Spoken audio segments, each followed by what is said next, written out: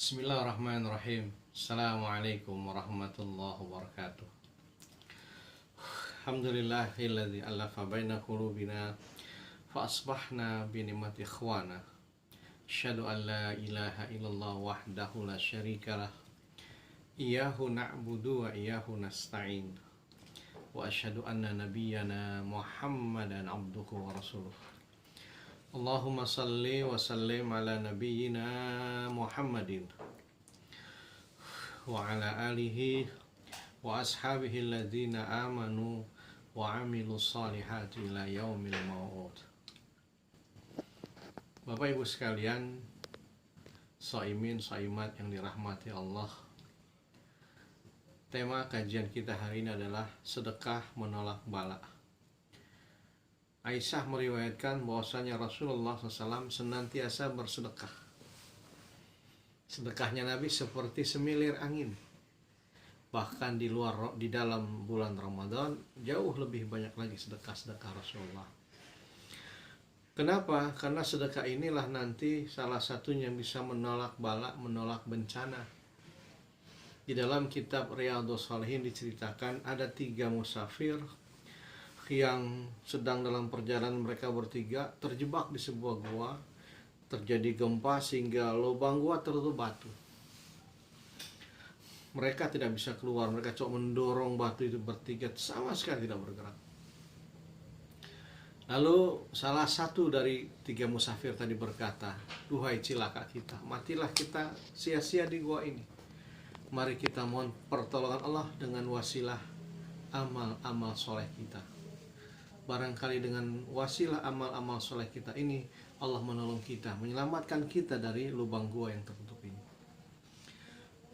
Maka musafir yang pertama bercerita, "Ya Allah, saya punya ibu yang hanya satu-satunya. Ibu saya rawat di hari tuanya, tinggal bersama saya punya peternakan kambing yang saya ambil air susunya. Dan ibu saya sangat senang dengan perasan susu kambing yang saya buat. Setiap malam ibu saya sebelum tidur selalu meminum perasan susu kambing yang saya buat. Dan ibu saya tidak mau dibuatkan oleh yang lain kecuali oleh saya, anaknya. Oleh istri saya, anak saya tidak mau kecuali dari perahan saya sendiri, anak. Satu hari saya lupa, karena sibuk bekerja, pulang selalu malam. Ibu saya tidak mau minum kecuali dari perahan saya sendiri. Akhirnya saya sudah buatkan, saya ketok pintunya karena tertidur. Saya tunggu. Ba'da subuh saya hangatkan lagi susu tabi dan saya berikan kepada ibu saya. Dan saya tidak izinkan anak istri saya meminum air kambing sebelum ibu saya meminumnya. Ya Allah, jikalah amal soleh saya kepada orang tua saya ini adalah sebuah kebaikan, selamatkan kami dari gua ini." Saudara, pintu gua terbuka sedikit, tapi mereka belum bisa keluar.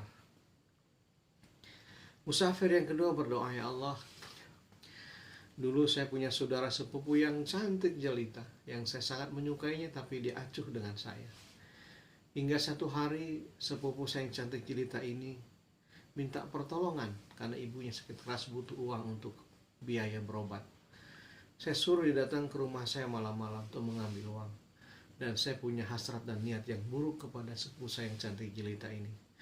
Ketika sampai di rumah, saya ingin berbuat yang tidak pantas kepadanya. Sepupu saya yang cantik jelita berubah menjadi pucat pasi seperti mayat karena takutnya. Dengan tergetar dia menangis. Kalau gara-gara meminta bantuan pinjamannya harus menyerahkan harga diriku, kehormatanku, sehingga aku maksiat kepada Allah, biarkanlah ibuku sengsara daripada harus menggadaikan harga diri." Maka mendengar sikap sepupuku ini, aku menjadi tergugah, iba, akhirnya membatalkan niat burukku yang berbuat yang jahat. Aku minta maaf kepadanya, aku antarkan dia baik-baik ke rumahnya, dan pinjaman itu aku ikhlaskan untuk membantu saudaraku ini. Ya Allah, jikalah amal solehku membantu sepupuku dan membatalkan niat burukku ingin berbuat jahat kepadanya bagian dari amal soleh, maka selamatkanlah kami dari gua ini. Pintu terbuka lagi sedikit, tapi mereka belum bisa keluar. Saudara, musafir yang ketiga bercerita, "Ya Allah, saya ini dulu saudagar, punya karyawan, punya pabrik yang besar. Ada salah satu buruh pabrik saya tinggal di rumah saya, hidup dengan saya, makan dengan saya, sehingga gajinya tidak diambil. dia percayakan kepada saya bertahun-tahun. Satu hari dia ingin pulang kampung, hanya minta ongkos saja, transport saja kepada saya, dan gaji tidak diambil. Dia berjanji akan kembali lagi pulang. Iya Tuhan, gaji saya aku amanahkan, aku titip kepada Engkau, dan aku percaya Engkau majikan yang amanah, yang baik. Nanti aku kembali lagi pulang. Hari ke minggu, minggu berbulan, ganti bertahun-tahun dia tidak ada kabar berita. Sementara gaji yang dikumpulkan dengan saya gabungkan dengan modal usaha saya, sehingga bagi hasil terus berjalan, sehingga keuntungannya saya bisa belikan rumah buat buruh saya ini. Hingga satu hari sang buruh ini datang lagi minta gajinya, dan saya berikan, dan ada rumah tanah yang juga merupakan bagi hasil saya serahkan. Sang buruh terkaget-kaget, apakah mungkin gaji saya bisa beli rumah dan tanah Tuhan? Iya, karena gajimu aku gabung menjadi usahaku, modal usaha, dan bagi hasil terus berjalan. Ya Allah, jika kebaikanku kepada buruhku, kepada anak buahku ini adalah sebuah amal soleh, maka selamatkanlah kami dari gua ini. Dengan izin Allah, pintu terbuka lebar, dan mereka akhirnya bertiga bisa keluar dengan selamat. Barangkali sedekah kita kepada anak yatim kecil tidak seberapa. Sedekah kita pada bulan Ramadan ini ketika kita mungkin sedang berjalan atau bepergian di pasar yang macet, ada bapak-bapak tua yang badannya cacat tapi masih mau jualan koran. Kita menghormati usahanya, walaupun di HP kita seluruh berita bisa kita baca. Kita tanya berapa harganya bang, 3.000 saja deh, kita kasih uang 5.000 rupiah, kembalinya diambil saja pak buat hadiah. 2.000 kembalian kita kepada tukang koran tidak membuat tukang koran menjadi miskin, menjadi kaya raya, dan tidak pula membuat kita jatuh miskin.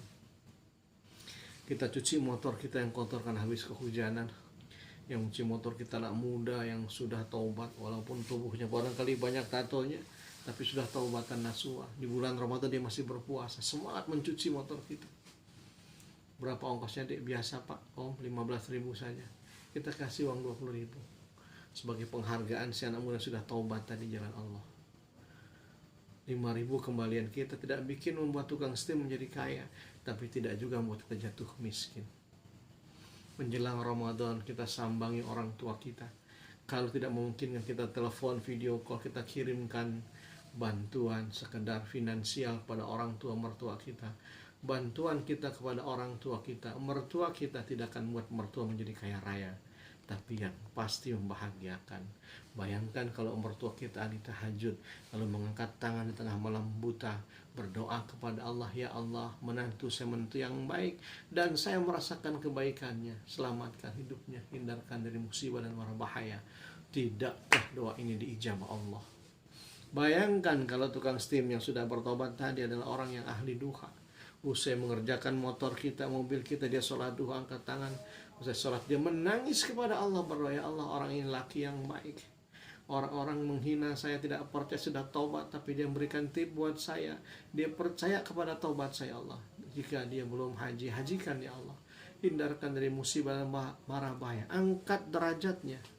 Doa tukang steam yang sudah bertobat dan biasa sholat duha, insya Allah akan diijabah Allah di arsnya. Bayangkan kalau Pak Ades tukang koran yang kita bantu ini ternyata ahli ibadah, ahli tahajud.